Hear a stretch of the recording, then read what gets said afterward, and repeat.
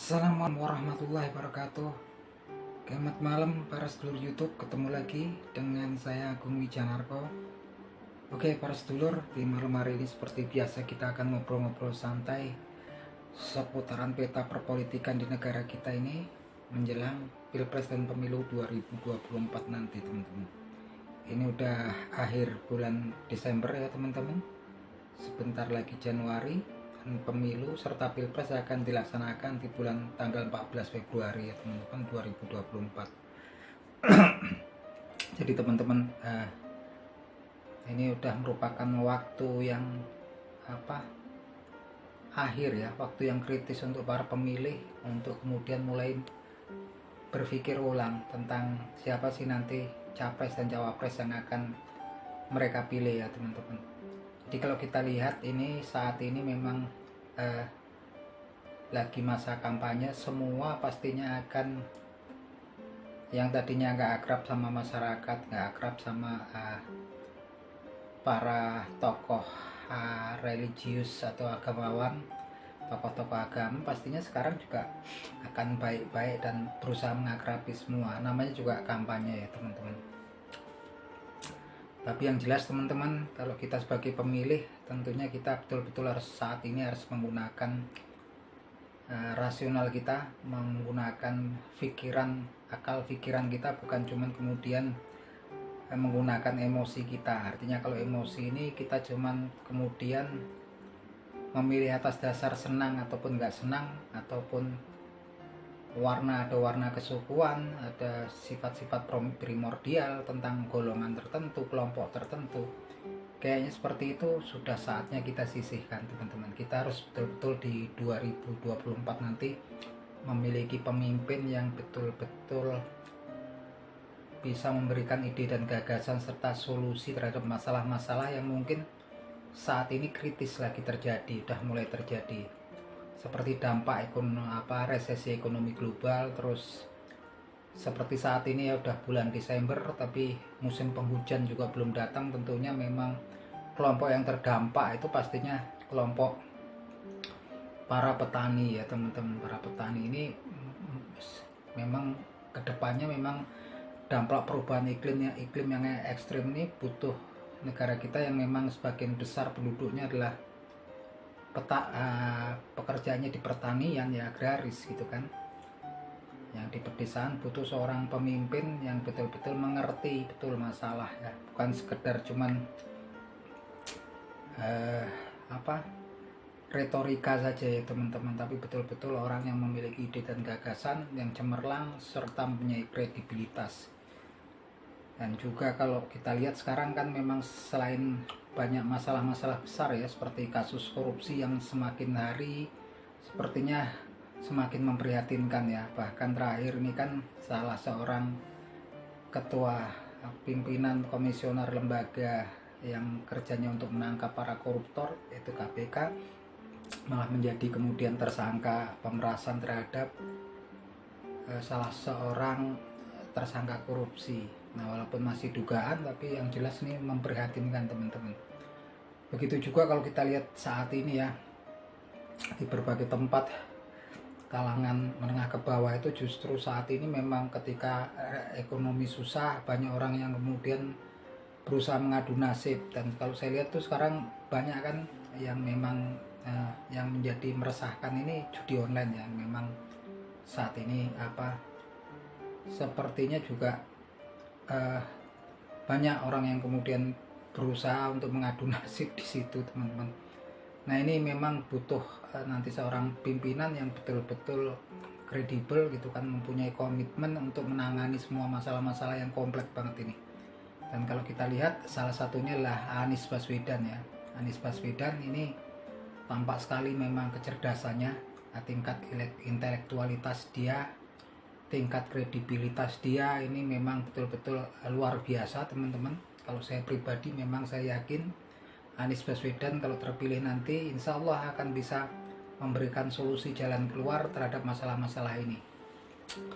Berkenaan dengan kemampuannya kita bisa lihat daripada ide gagasan dan jalan pikirannya ketika berdiskusi dengan kelompok masyarakat ya teman-teman. Dan ternyata sekarang juga Anies Baswedan ini orang yang bergabung untuk mendukung beliau itu orang-orang yang memang intelektual ya. Nah, tokoh-tokoh intelektual dulu kan memang selalu dikampanyekan negatif bahwasanya Anies Baswedan ini dekatnya cuma dengan kelompok-kelompok Islam garis keras. Enggak, nyatanya sekarang kan Anies Baswedan ini yang mendukung beliau ini kan itu orang-orang yang memang intelektual ya.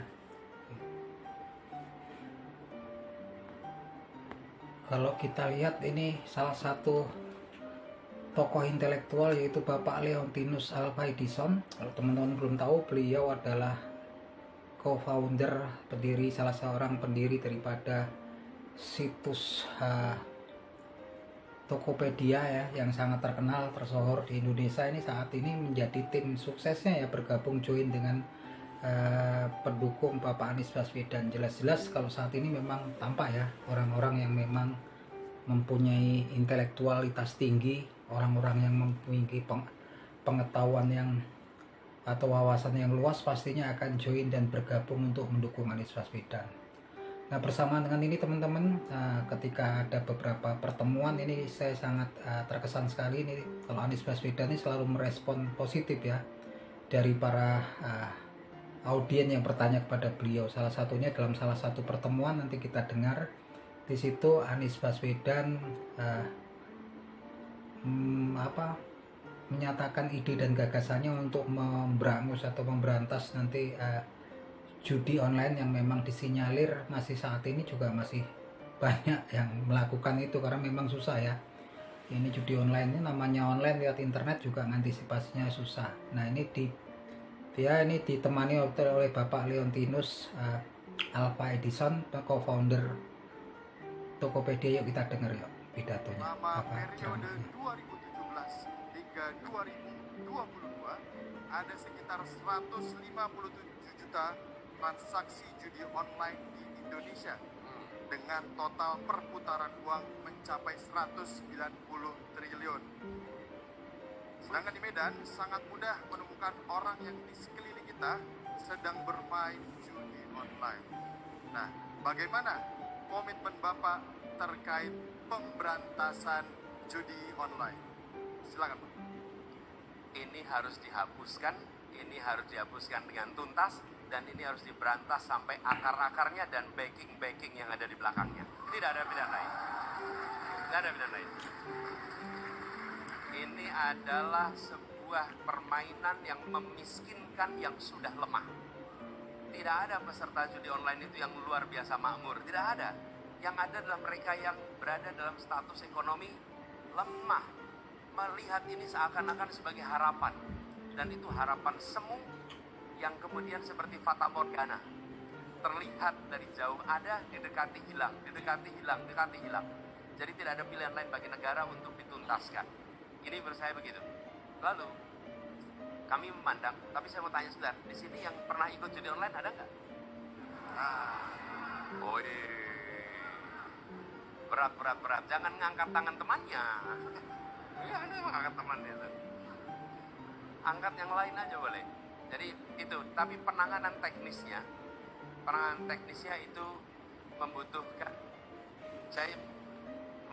orang-orang yang mengerti juga terkait teknis soal itu.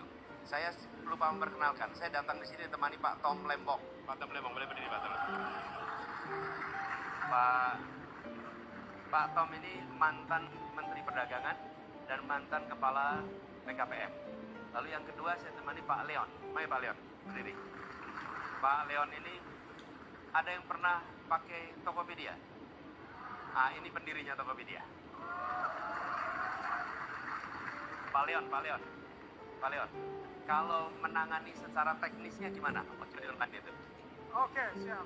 Teknisnya walaupun butuh effort tapi tidak terlalu susah, Pak Anies. Teman-teman, nggak terlalu susah. Jadi pengalaman saya di Tokopedia, saya memang concern banget tentang fraud, tentang anti-security. Jadi penipuan ya? Bahwa saya fraud dan penipuan. Nah, jadi sebenarnya intinya itu yang pertama harus ada kemauan, Pak. Nah, ini yang harus Sudah, kalau kemauannya udah ada tadi. Kemauan sudah ada, Pak Anies sudah jelaskan clear banget, kemauannya sudah ada ya. Jadi kita itu butuh people, proses, teknologi. Nah, people kita sudah ada. Jadi kita banyak sekali ya engineer di Indonesia yang tinggal kita kumpulkan saja, mereka itu ahli banget masuk. Nah, prosesnya biasanya ada 3 tahap. Yang pertama, kita bikin yang namanya rule engine. Rule engine itu aturan-aturan. Sebenarnya ini langkah paling simple. Jadi jika aturannya begini, jika memenuhi syarat-syarat begini, kita bisa block. Kita bisa ngobrol dengan ISP, kita bisa block itu semua. Nah, yang kedua, rule engine itu sebenarnya paling gampang di bypass, ya, paling gampang dilewati. Nah, yang kedua itu sekarang zamannya big data, jadi kita bisa kumpulin data, kita kumpulin pattern. Nah, kita lakukan pattern recognition, nah itu kita bisa block juga. Itu lebih otomatis caranya. Nah, tapi yang namanya manusia tetap akan kucing-kucingan dengan sistem. Yang ketiga adalah partisipasi masyarakat sebenarnya. Nah, ini kita sudah lakukan. Sebenarnya banyak sekali kanal-kanal laporan. Dan di dunia teknologi itu ada yang namanya Project Honeypot misalnya. Project Honeypot itu semua orang berkumpul menyumbangkan informasi-informasi sehingga bukan hanya pemerintah yang bisa proaktif, tapi pemerintah itu mendapatkan informasi dari semua masyarakat, mereka akan laporkan, makanya namanya honeypot, kayak pot yang isinya itu madu gitu kan. Nah, informasi itu kita bisa pakai untuk memperkaya engine kita itu tadi. Nah, jadi sebenarnya simple itu. Yang penting ada kemauan dan ada komitmen dari Pak Anies dan Pak Muhaimin yang sudah sangat jelas dan gamblang jelaskan. Engineeringnya mudah dikerjakan. Ya, Siap. Oke. Thank you, Pak Leon. Sebetulnya kita selalu yakin, if there is a will, there is a way. Kalau ada kemauan, maka akan ada jalannya, jalan-jalannya. Oke teman-teman, jadi kita udah lihat tadi pemaparan daripada Anies Baswedan yang juga dibantu oleh tim ahlinya, yaitu Bapak Leontinus Alva Edison. Nah, ini tokoh intelektual, jadi tampak di sini ya kecerdasan dan kredibilitas dan kompetensi Anies Baswedan ya. Beliau kalau nggak bisa, beliau juga membawa para penasehatnya yang memang beliau rasa ahli di bidangnya, dan ini beliau merespon semua ya tentang ide-ide beliau tentang untuk menekan angka korupsi. Kemudian ini juga ide-ide beliau untuk menekan ya kejahatan online ya. Kejahatan online ini yang paling besar saat ini kan memang yang agak susah ditangani adalah judi online, walaupun memang pihak polisian juga udah terus menangani yang menangkap para bandar-bandar judi online, tapi namanya online pastinya juga susah ya, nggak akan mudah ya. Walaupun bandar-bandar yang di Indonesia ditangkap, tapi juga masih banyak yang memang kemudian namanya online lewat internet juga masih kalau diberantas, ditekan itu juga sepertinya juga nggak mudah. Tapi yang jelas di sini nanti Anies Baswedan ini udah menyatakan ide dan gagasannya, dan beliau dibantu oleh orang-orang yang memang intelektual yang kompeten di bidangnya. Beliau ini sekarang di sekelilingnya oleh orang-orang intelektual semua ya. Ada Bapak Sudirman Said, ini Bapak Leontinus Alva Edison, tentunya yang punya pengalaman luas ya di hal-hal yang memang diyakini Anies Baswedan mereka kompeten di bidangnya. Untuk itu teman-teman, saya mengajak teman-teman semua kalau nanti di pemilihan Pilpres ataupun pemilu 2024 nanti, agar kita menggunakan logika kita, menggunakan hati nurani kita, bukan sekedar kemudian emosi kita ya teman-teman. Kita harus adil lah, jangan karena mungkin isu-isu yang emosional ya dulu yang sering banyak dihembuskan ke Anies Baswedan itu macam-macam, tapi lihatlah sekarang kenyataannya, faktanya seperti apa. Anies Baswedan bukanlah seorang tokoh yang kemudian dekat dengan tokoh-tokoh Islam yang garis keras, yang radikal. Ini lihat tokoh-tokoh yang di sekitarnya ini orang-orang yang memang orang intelektual semua. Ada Bapak Sudirman Said, ada Bapak Gatot Nurmantio, kemudian ini belum lama ini Bapak Leontinus Alva Edison. Ini menunjukkan bahwa beliau ini orang yang intelektual ya, jauh dari isu-isu yang memang selama ini dihembuskan negatif tentang beliau. Oke gitu teman-teman, salam seduluran buat semua sahabat Anies Baswedan dimanapun kalian berada. Tetap semangat ya teman-teman, atur nuwun.